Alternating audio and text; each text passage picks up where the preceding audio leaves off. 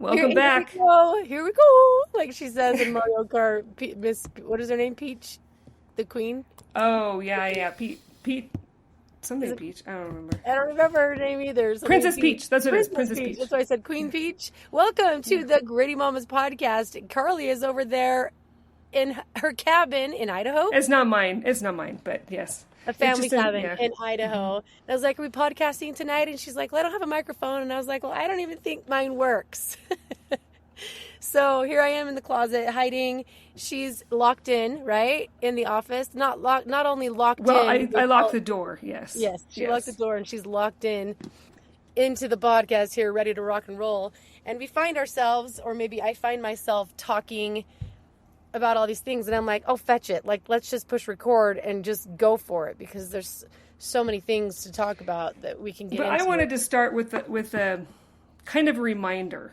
Yes. Because I've been, we talked about maybe reading some of the comments last time, and as I read through comments, I wanted to remind people the importance of being curious.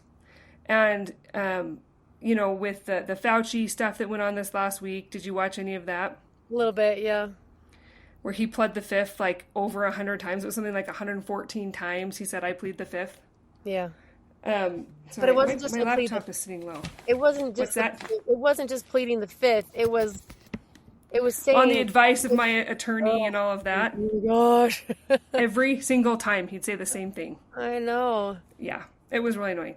But that reminded me of a situation. Do you remember when you would be deplatformed for talking about COVID or anything related to that? You remember this? Yeah. 6 years ago? Yeah. So it reminded me how I felt truly uncomfortable. Like my skin crawled when masks came out.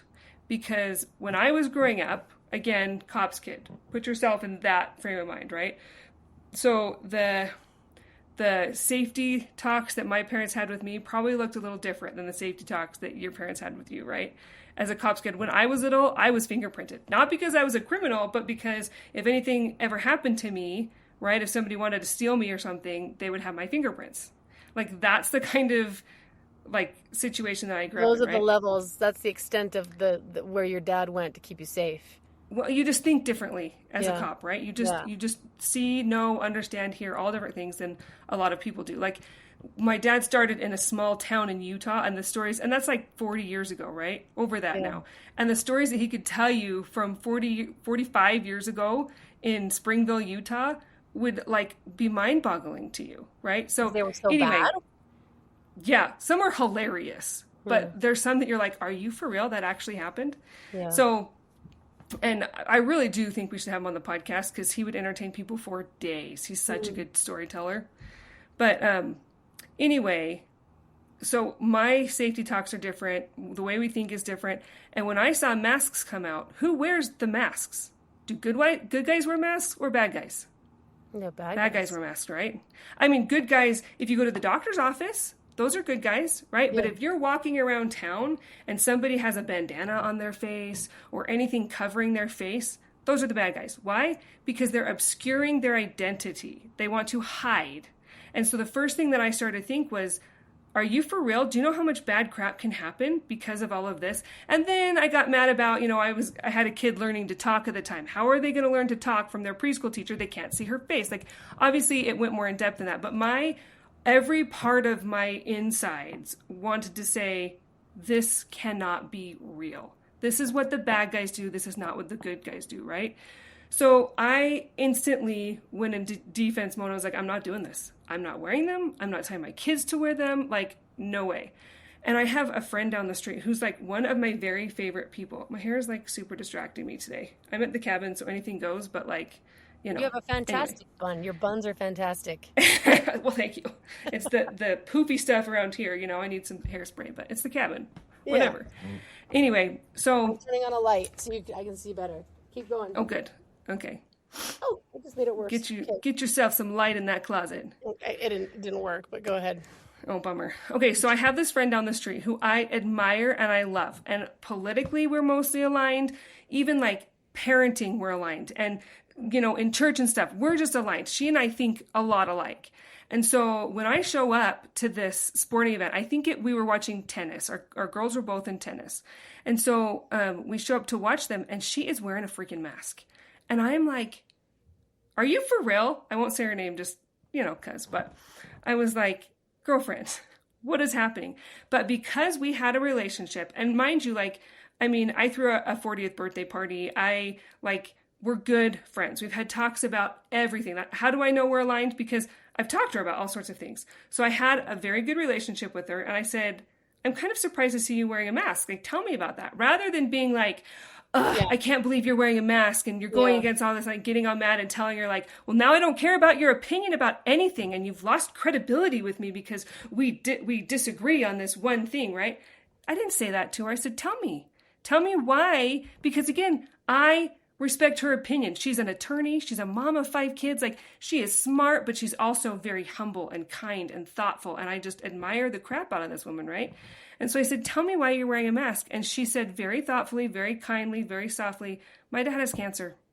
And if in 5 years, when this is all said and done, we find out that the masks did nothing, I don't care. I am willing to do everything I possibly can to keep my dad healthy and safe. If it works, if it doesn't, whatever. But I'm going to try everything in my power to help him stay safe. And I, in that moment, was like, I'm with you. I'll do it for you. I'll wear a mask to be around your dad if that makes you feel better. Because I love her. I love her dad. And the reason that I also didn't like the masks is because I went to a friend who was a nurse practitioner, super incredible person. She did the training for FEMA. And I said, you have the same belief system I have. You have the same politics I have. If you tell me that I need to wear a mask, I will wear one because I respect your opinion. And she says, oh no, Carly. She said, when I did the FEMA training, they made a guy shave a beard off his face that he'd had for more than a decade because they said the mask will do nothing if it's not flat against your face, an NP, whatever, or the N, what's it called? Yeah, NP5. That specific mask. Yeah, the N95 mask, right? Yeah. It has to be tight, all of these things. It will do nothing if it's not fitting this criteria. So she said, it's just for show. It's not doing anything. Don't worry about it. Yeah, it'll make your neighbors mad, but it's not actually doing anything. And so somebody that I loved and respected that wasn't getting paid to tell me any different or whatever, she told me that. And I was like, okay, then I'm not going to feel bad that I, in my whole soul, don't want to wear this. And I honestly am very claustrophobic. I don't even like my kid sitting on my lap and another kid sitting next to me at church today. I was claustrophobic. So to put a mask on my face also was not good, But I was like, I'm not going to feel bad that I'm not going to sacrifice to wear this, right? But the point of the story is, if she wanted me to do it and she felt like it was something that she could do for her dad in that moment, I understood. Did it change did it change my desire to wear one everywhere else? No, it didn't. Did it win me over to her side and be like, we should do this? No, it didn't. But I had sympathy and compassion, and I didn't say, well, now that I know we disagree on this one thing, now I can't respect your opinion on all these other things, right? And I feel like after reading comments, it's important that we as people don't stop being curious. If you are around a family member, a friend, if you're listening to a podcast, if you're doing something and you like 95% of it, even 85% of it, right? Remember, you don't have to agree with everybody on everything. And just because there's something big that you disagree on doesn't mean that everything else goes to pot. And it doesn't mean that credibility is gone. It means you should be curious and say, if this person that I love and respect thinks this, I wonder what they know that I don't know. I wonder where they got their information. I wonder, you know what I mean? Be curious and keep learning instead of being judgmental and saying, oh, well, I heard something I don't like and I disagree, so I'm done with you. You're never going to find somebody that agrees with you wholeheartedly. Yeah. I don't even agree with you all the time, right? Yeah, right. Well, that reminds me of a good friend of mine who I freaking love and adore. She refuses to wear a seatbelt. Really? Okay, yeah. And you're just like, what the crap? Hello? It's going to save your life. What are you thinking? And she helps sometimes drive my kids home from school, or not from school, from their activities, just because she lives close to them. She's so helpful and so loving and such a good Christian, Christ-like woman who I adore. And my kids come home and they're like, Mom, she doesn't wear a seatbelt. And I'm like, really? That's why? And like, I didn't judge her, but I was just like, well, that's kind of dumb. It's like, hello, that saves your life. But it turns out, it was used, and I haven't heard the full story, so I'm not going to botch it, but I'm sure you can get an idea. It was used to restrain her so she could be assaulted. Okay. Somehow, And so it's like this trauma trigger every time she buckles that seatbelt in. Maybe something happened to her in a car where that is like a death sentence to her emotionally, But we don't know that. We just think, oh, what an irresponsible human for not wearing a seatbelt that's going to save your life. Maybe she's like, I would rather die than wear that seatbelt. Yeah.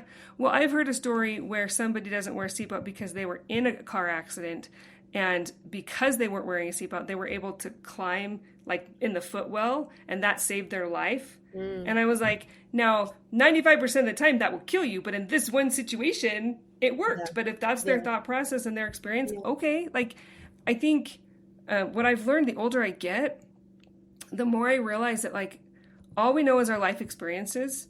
Yeah. And we're not in charge of that, right? Who's in charge of that? God's in charge of that. We're given the life experiences that we are in order to help us learn and grow in the ways that we need to learn and grow. And so I feel like, who are we to judge the thoughts and the beliefs other people have when their experiences have taught them something different than they've taught us, right? Like, yes, there are eternal truths that are unchanging, and we should all be seeking those. But in these cases, it's like, I'm not going to judge them, but I will tell my kids, I don't really agree with that. Please wear your seatbelt. I think it's dumb, but some people would rather die than fill in the blank, right? Like, right. So I just, because of trauma. I mean, I think that maybe what Carly's trying to say, and what even I'm trying to say, is from the beginning, before Carly was on this podcast, before, I mean, 10 years ago when I started vlogging, I tried to make it clear at one point that there will be things that I say, or that Carly says, or that anyone says, right? You get shredded no matter what you do if you put yourself out there. No matter what you do, you will get somehow ripped apart and criticized for whatever you say. But there's going to be things that I say that someone who admires me and loves me and wants to meet me someday and just thinks that I'm this great person is going to be offended by. And it's obviously not on purpose, and we're not here to hurt anyone or bash anyone's opinion, but like there's things that I say that people are going to be like, I cannot believe she's like, we're going to disappoint you sometimes. Well, and I think other people's life experiences make them draw assumptions. Like there was one comment about how you must be living the way you are, making the choices you are because the church has basically brainwashed you into thinking this way, right? You're an abuse victim from the church, not just from your ex, right? And I think there's a lot of assumptions made in those statements, right? You couldn't possibly be motivated by other things. Yeah. I mean, there's a comment right now that my kids are telling me that they've overheard people saying, she is so irresponsible. How dare she, like the nerve of her to go take her kids on a family cruise when she's so poor, when she's, getting help from the church and getting help from this, state assistance and stuff. And I'm like, that's a big F you. Like you have no idea. They don't have the right information. Yeah. They don't have the right. A lot of people love to talk about people and situations that they have little tiny glimpses of information from, right? You don't have the whole story. No. How dare you use the credit that you had from 2020 on a cruise line that you'd lose if you didn't use it? How dare you do that? I had credit. How dare you? I'm glad you remembered that. I mean, and how dare you go to Disney when it's $50 a kid instead of $500 or whatever insane amount they're charging. That's right. We're going the week we're going. They're like, well, that's irresponsible. If she doesn't have money, then why is she doing that? Like, because you know what? Like, you have no idea what we have endured. Oh, you're fine. Like, they don't know. I mean, I just got a comment that I sent to Carly, and this happens often. I had offended someone because I was talking about how I served in Paraguay, which is very third world and very poor. But I like to tease about it and say, like, it is the armpit of South America. And I don't mean the people, and I don't mean the culture or anything, but just when you are going to the bathroom in, like, for example, I was preferring to go to the bathroom in the forest than in people's bathrooms. That's how bad they were. When you are waking up to cockroaches and rats and lizards in your bed, when you are drinking water with worms in it. Like, these are all experiences that I had. I'm not just like exaggerating. Like, these are things when you go to somebody's house for dinner and they had just cooked a cow underneath the ground, kind of like a pig, kind of like a luau, Paraguayan style, and they get the cow head out of the ground that's cooked and they pry open the cow's mouth. Okay. I'm not an adventurous eater. And they pull out the tongue of the cow and they chop it, and it's a delicacy. Here's a piece of tongue, and you're like, gracias. So, I mean armpit, but I didn't say armpit. I think I said rectum, and I think with you I said butthole, and it offended her, which I apologize for, but it's pretty dang funny when I talk to people about it, because like when you serve in South America or these third world countries, like you have seen some serious ratchety things and some smells that you will never forget. And she was offended by that and said, basically, I cannot believe that you would say that. And I said, I don't even know what I said. I think she said something in the message about like that being beneath you and like you're not being classy enough or something. Something about like you're better than that. And I was like, yeah, better than what? What'd I say? I was like, I don't even know what I said. And I said, I'm so sorry. If I offended you, sometimes I put my foot in my mouth and I'm so sorry. And she said, thank you for saying sorry. And I was like, oh, this is a whole different subject that we're getting into. That's when I sent you that article, remember? Yeah. Maybe we're talking about two different things, but it leads us right into the other subject that I wanted to talk about. Okay. The parasocial relationships. Oh, yes, we do need to talk about that. That's like, oh my gosh, Carly's talking about parasocial relationships. Is that what it is? Yeah. Where people like develop relationships with you online and they don't even know you, right? It's like they have this image of you. For example, when Carly saw the petitioner walking down the hallway at the courthouse. Oh, are you going to tell everybody what I actually thought here? It's no big deal. She was just underwhelmed. Thought that he was he was shorter than she thought, right? Maybe because he has this big personality and he's very outgoing, but maybe I had seen a video of you guys like walking into a lunch. This is on social media before I knew, before I knew you, right? And I'd seen a picture of you holding hands, walking into a big luncheon, and you were super pregnant, and you walked in, you held your hands up, and you're like, here we are, we're here, whatever. And the angle that it was at and all of these things, I just thought, in my head, he was more like the men my dad was a cop with, right? Like, I knew a lot of black guys, but they're cops, so they were like 6'2" and very muscular, and like, I would be scared of them if they weren't kind of like the uncle types, right? Yeah. And so when I saw him, I was like, I don't even know if I should say what I thought. I mean, he looked like, should I say what I'm thinking? I don't even know. It wasn't bad to me. You just said he was kind of a small man. You just thought he was kind of. He had like chicken legs, right? It was like seeing Gru from Minions, Well, that's because he wears skin tight pants. Right. So he's got like an oversized shirt and then skin tight pants, and he's shorter. Yeah. I don't want to pick on a guy. You can't. I'm not tall either.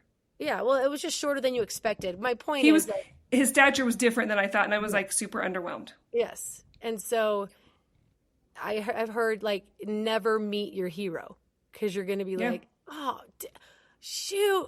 I mean, my favorite singer is Brian McKnight, and he is going through some stuff with like I think his ex, and there's people. I haven't thought about him in years. Oh, he's my favorite singer. And I'm like, I don't want to know anything. I don't want to know anything else because I love him so much and you don't want it tainted. You know what I mean? Which is why my kids don't want to disappoint the fans. So just today, when I was having a conversation with my kids, we like to have, well, we don't like to have them. They dread them. But I try to have like our own little mini Sunday school at home. And we do it on Sundays. And sometimes it doesn't even involve any scriptures. Sometimes it doesn't involve anything even spiritual. It's just maybe a family meeting. But today, because of going to the temple sealing of my nephew over the weekend, I I had a conversation with my kids again, because I want to keep bringing it up. For example, we go to temple open houses because I want it to keep fresh in their memory. Like, this is where you get baptized for the dead. This is where you can get married in the temple for time and all eternity. This is we believe in our church. And I like to take, this sounds morbid, I like to take my kids to viewings. I like them to see dead bodies in a coffin, in a casket, because it's a natural part of life, and I don't want it to be so scary for them. That was a testimony to me when I was little, and I saw my first ancestors, like family member, in a coffin. To me, that was a testimony builder of the spirit and the body are separate. Like when they talk about the soul. No, the soul is your spirit and your body. Your body is still there, but the soul is gone. It's a testimony of the truthfulness of that fact that you have a spirit, because that's all that's changed, right? When that heart stopped beating and your body stopped working, they should still theoretically look like themselves, and they just don't. Empty It's can. an empty vessel. Yeah. And so they see that, and then what it does is it promotes questions, and it promotes conversation discussions, right, about celestial things and the plan of salvation, and it makes death, I think, less scary for them. And anyway, so we had a conversation today. Let me not get off track with Kenya, but Kenya said to me today when we were talking about sealings and temples and what's going to happen because you and Dad were sealed and all that, and I can get into that in a minute. But Kenya said to me that one of her friends always plays his music when Kenya is there. Oh, and it hurts her so much. I'm like, Kenya, are you brave enough to tell her that you'd appreciate it if she changed it?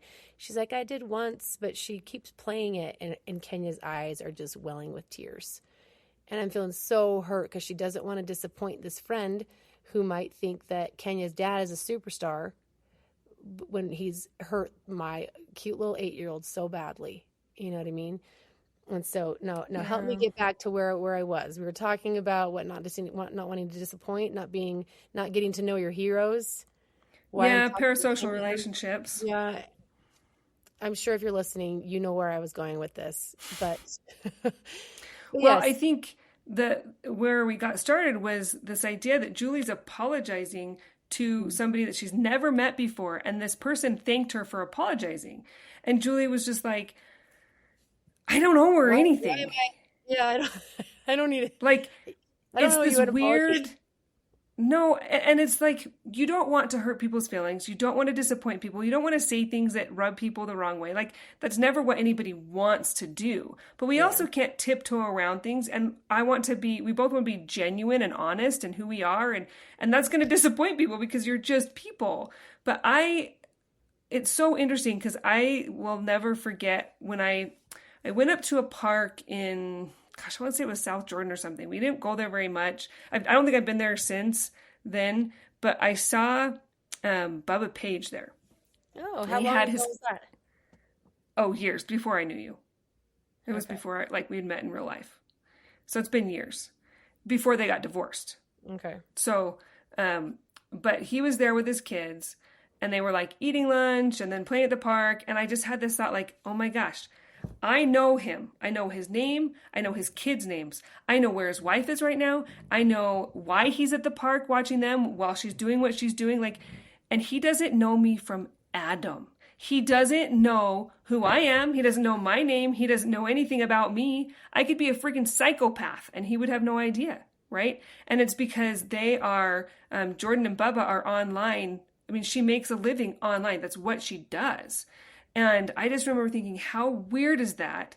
And it just kind of was unnerving, which is why I'm reluctant to even do the podcast or anything, is because I know that paranormal relationships are normal in this situation. And when I sent Julie this, I think it was from Psychology Today, because she was like, I've never even heard that word. What's parasocial relationship? So I just did a quick Google search, and this article came up and they talked about how it's been around since the 1950s, since matinees. But then they even talked about how it's from Roman times when they had play actors and stuff, right? And so it's this thing where people you're in front of a lot of people and they find out more information about you than you'll ever know about them. And so in their mind, like they relate to you and they admire you, and you play a character that they, get close to for whatever reason. But then you know nothing about them. And these relationships can be really good. They can make people feel not alone and all of that. But then they also can be really scary occasionally, right? When people get too obsessed or whatever. And so it's just this bizarre thing. I even took notes on my phone. We could go through a different time, talk more about it. But it's both fascinating and terrifying. Mm-hmm. And so when we get comments and stuff, it's hard too, because you get these comments and you're like, okay, all you know is what you heard briefly on the podcast, which, by the way, on a podcast, like, you can't really say what you really want to say. No. There's a part where Julie pushes play and Julie pushes pause or stop, right? And at the beginning and the end, before and after, like, there's a lot said that we can't say on air. Yeah. Because there are definitely things that are edited, and there are things that I have sent Carly, maybe about the petitioner or maybe about the case, and I'm like, do I even dare put this online? And it's well, and we're real people with real lives, so we can't say names. We don't want to hurt anybody in our community or our family. There's stuff that goes on that we can't talk about, right? Yeah. And then there's stuff when I happen to mention things going on in real life, in real time, in the news, if it's something that there's a hint that might offend somebody, they have to tell you about it, and you're a bad guy for saying it. And it's like, I can't sit and tell you all the reasons. There was one comment that was like, give me an answer to all of these things. And my response was, I could answer all of those things for you, and I'd have really good questions, and we would just go back and forth forever in this space, and nobody's opinion would change. It's not worth it. If we could have a conversation and read each other's body language and like have a good rapport and have it be fun and like a tell me what you know kind of thing, that would be awesome. But this, like, I have to prove you wrong so that I can be right thing, like, I'm not about it. Like, nothing. I can't change anybody's opinion. I'm not here to do that. But I'm also not gonna like pretend. Well, remember, I have this magnet on my refrigerator that says, and I've quoted this before, well-behaved women seldom make history. Yeah. And I love but also, I love that, and people have told me that a lot, because I can take on, a cause or two in my life. I have some stories. It sound like you have to well-behaved. It makes it sound like you have to be a psychopath, like screaming and shouting to get your point across, because that's so often how women are portrayed. But I mean, when you're quiet and you do nothing changes, and nothing changes. Yes, but I will also say that what I have had to spend my life, because that's my natural state of being, Julie. My natural state of being is, I don't actually care what you think. I'd rather stick to the truth, and I'd rather stand up for truth than care what you think. But there's that, kind of like twist it, flip it, reverse it. You get more flies with honey, or bees with honey. What is it? You catch more flies with honey? Isn't that the saying? I've never heard the phrase.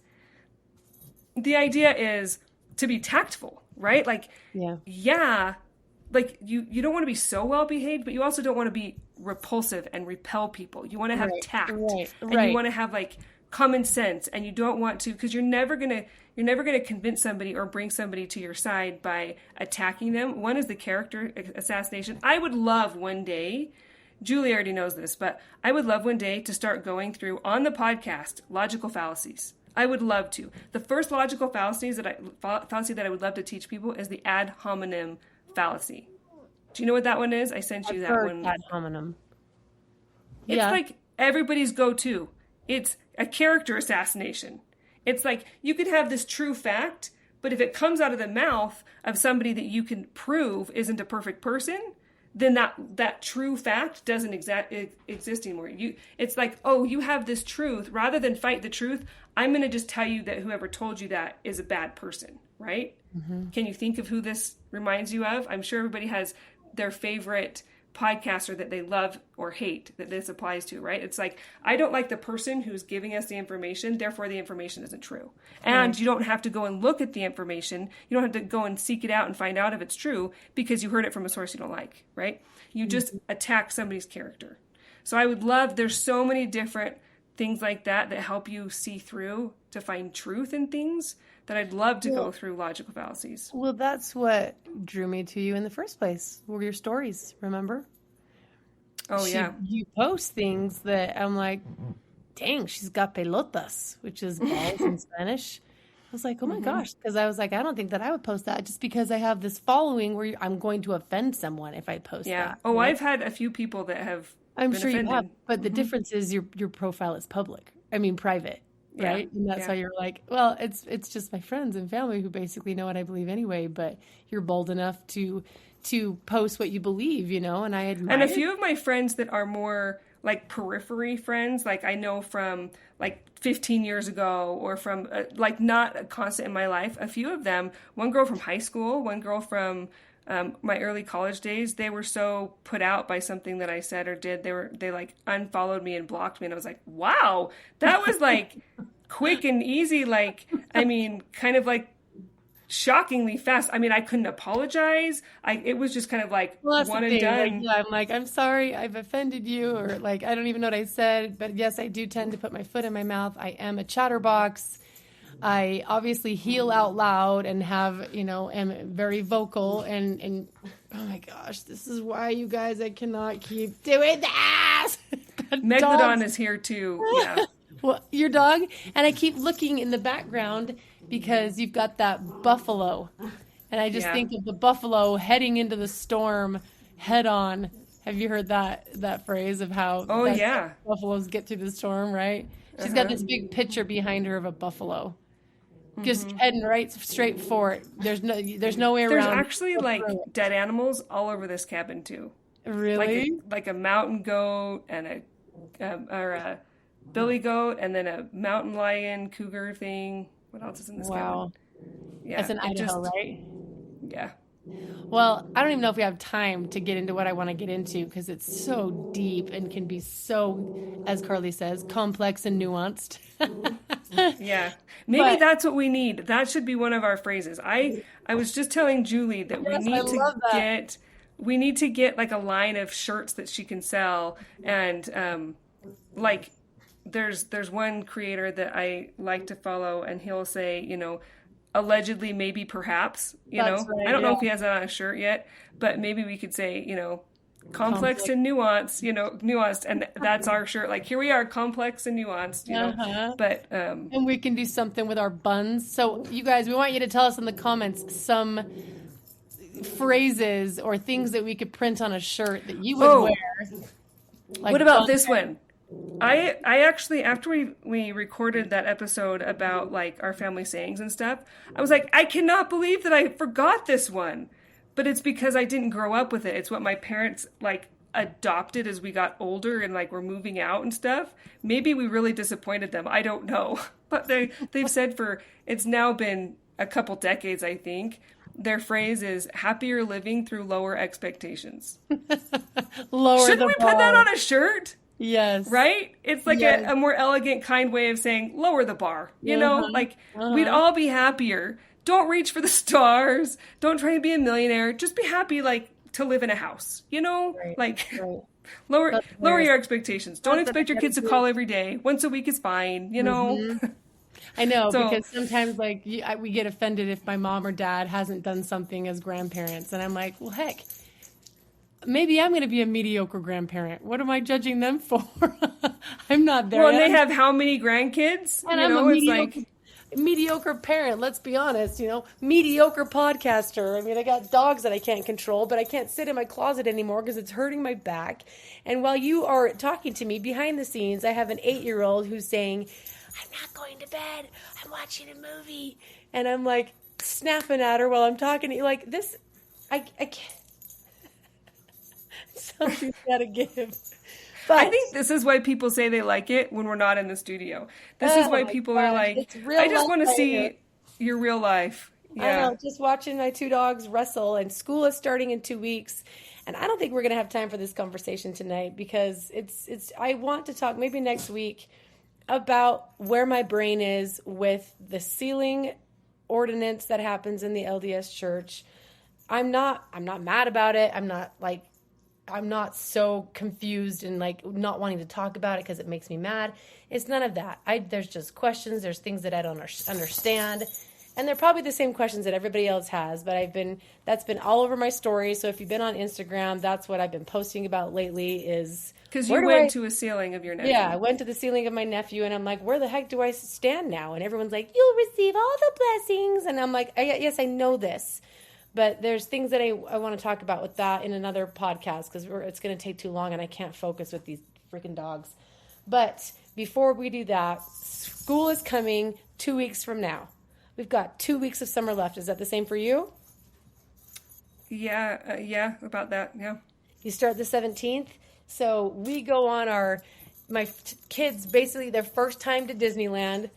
And then thanks to this girl right here and her 6 puppies, we are going to Disneyland and I'm taking them on a cruise because I promised myself, I'm like, I have to do this before Adana is an adult and I can take them all while they were minors. They're all in my care. I did it.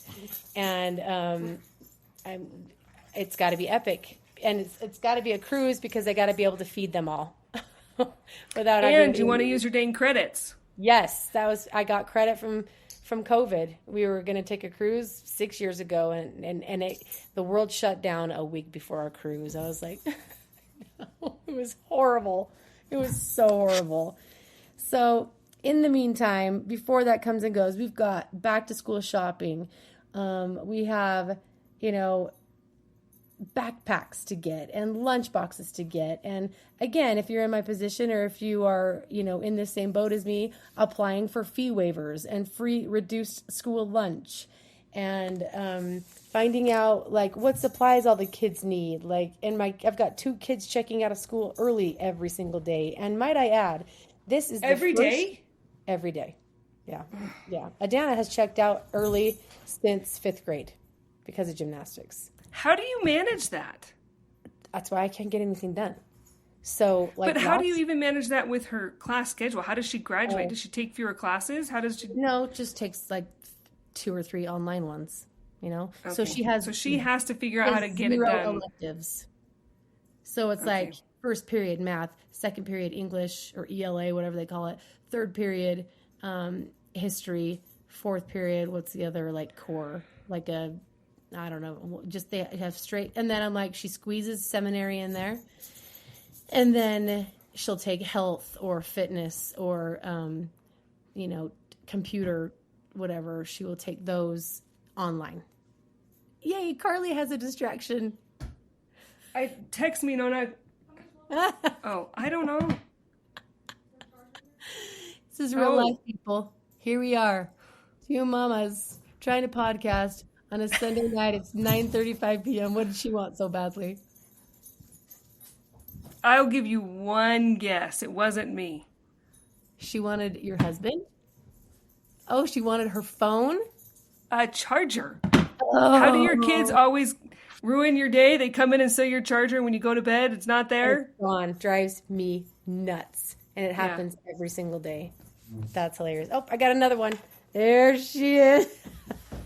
You guys, this podcast. This is why you need to go to bed, okay? This is why I do it in the closet, but I am freaking dying of air. Go brush your teeth and I'll meet you in there. So we might have to cut this one short because it's 9:40 and I can't get her to bed. She won't go to bed. But it's busy. What do you have to do before school starts? Anything you have to get done? Well, we just finished swimming, so I'm feeling like there's some extra time, but my mother-in-law is kind enough to do a lot of the shopping with my kids. So that's nice. Yeah, she has a lot more patience. Like, well, they don't go, they do it on the computer. So this is how it works in my family.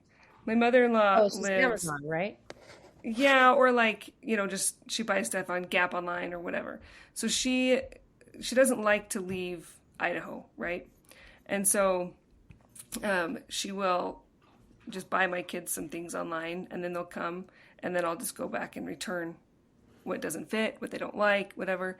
So it works. I don't know that it saves us any time because there's a lot of time that I have to, spend taking stuff back The people at the UPS store really know us well, but I appreciate it. It means that look at this stupid thing in my head.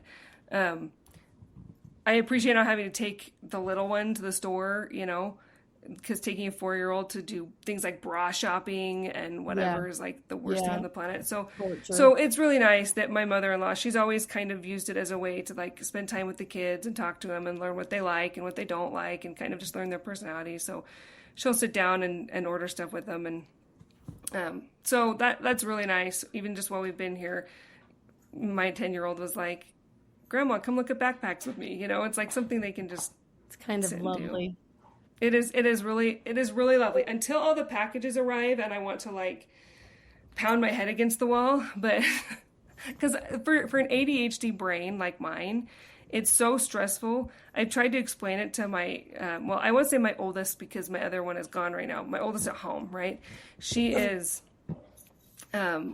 really happy to have Grandma order her stuff. But then I'm like, are you for real right now? I have to take each item that you order and keep the bag that it came in, right? And like keep it all together, organized. The store that it came from and all this. And then I have to text and get the return code. And then I have to package it all together. And then I have to take it to the store. Like, it's really fun for you. It is not fun for me. It is a job. It is so stressful for my ADHD brain to like lock in on that. And then the anxiety that comes with the idea of losing stuff. I know. First world problems. I know. But still it's a lot. It's a lot. We did it. Yeah. Like when my oldest went on her mission, we did her mission clothes that way. We did, so it's like, in some ways it's really, really nice, but it still causes me anxiety. I'm not the type that gets anxiety going to bed with my dishes undone. Yeah. I wish. I'm the kind that gets anxiety at the thought of having to organize and keep track of all of these. I mean, they don't belong to me. I need to return them. I don't want to pay for all of these things. I want to return them. So I have to keep them away from the kids so that they don't get ruined. I have to keep their packaging. You know what I mean? I'm just like, my eyeballs, I can't handle it. So I know. Then all that kind of stuff. Registrations, coaches fees, competition fees, choreography. And we're not even doing some of that this year because my oldest, not really my oldest, my second oldest, my oldest at home, has decided not to do competitive sports anymore. So we are going down more of a health journey. We are trying to figure out a lot of people will poo-poo it and a lot of people will say, oh, that's like gobbledygook, but the gut health stuff is real. It is real. We're doing that. We're trying to get her to feel good. She hasn't felt good in a long time. She's one of these kids that had to have a lot of antibiotics and stuff growing up, and she just hasn't felt good for a long time. So we're going to do that, which means this is a whole nother podcast episode that we can talk about. This is also up your alley, but we're going to do like maybe 2 months of not just gluten-free, but dairy-free and other things. I know my other best friend is a gut health expert and I mean like incredible. She works for an incredible NP who does hormone health too. And these women are like life-changing. Nobody can tell you what's wrong with you. My oldest was miserable, had all of these things. And these women, Angela, the doctor, the NP, like that. She's like, oh, she has PCOS. She's got this, she's got that. We're going to do these things. And it has helped so much. So I felt like I had dropped the ball a little bit on that because we were still doing that like in the MTC and in the mission field. She's been doing video calls for this kind of thing. So we're doing more, rather than like registration for sports and stuff, we're doing more like doctor's appointments and things like that, which is also super busy. That's eventually what I want. Hey, not right here. That's eventually what I want to do is get professionals on the podcast. Every single day I get a message from somebody wanting to be on the podcast. And when you've sent them to me, I'm like, how do you know if this is AI or not? How do you know if this is a real person? That's why I don't respond to any of them. Doctors, like children's specialists, like everything, every single week. But I want to get like these kinds of professionals, because they're gritty women, who have made something of themselves while being mothers and helping other moms and even men that are helping gritty women, be on the podcast. People like your dad, people that have mentored me eventually. I want to talk about trial still. I want to talk about the temple. I want to talk about, I still don't understand logical fallacies, but we can talk about that. And then get back on. You'd understand it when we're done talking about it. You understood when I was explaining the ad hominem attack. Yeah. It's just that it's a fancy name for character assassination. Yes, I know that really well. Yeah. Anyway, so so I cannot concentrate anymore. Now she's playing tug of war. Like, this is a nightmare. Podcasting at home. This is when I miss Sundara. Like, Riverside is nice. I mean, this platform is nice. I've got oh my gosh, I'm being humped by a Yorkie. Look at him. With a diaper on, mind you, because he marks all over my house. Oh. But anyway, thanks for watching. Sorry it was a little chaotic. We don't have on that note, I got to get her to bed. And we'll be back. When do you get back? This week, hopefully. I want to get into Sundara just because I can't concentrate, and then I'm so tired at night. I know. But next year, or when school starts, I will have every child in school, people. That is so. Are you like so excited? For the first time ever, I'll be 45 years old, and we'll have after 17 years, all of my kids in school for the first time. And it will. You want to hear mine? What? Next year, after 20. So I had 2 years before we had a kid. So 20 years of having a kid at home. Next year, I'll have 6 hours a day to myself. Oh my god! Unless we decide to homeschool or something, and then I'll never have that time. But we'll cross that bridge when we get there. Yes, I'll just be swimming underneath the bridge, hiding. But like I've got, and then the year after that, Dana will be a senior when Naoma's in first grade, and then she'll be home again. So I'll have 2 years where they'll all be in school, but then again, they're not even in school because my high schoolers get out at like 1:00 every day. So I something's got to give. Life will change, and we'll get there. But I'm capped out. My brain can't handle anymore with all of these animals and humans right by me. And one that but they're cute. They're cute. They're cute. It's worth it. I've always told my kids it's a good thing they're cute. Oh, it's a dang good thing. Because like and subscribe, people. We'll be back.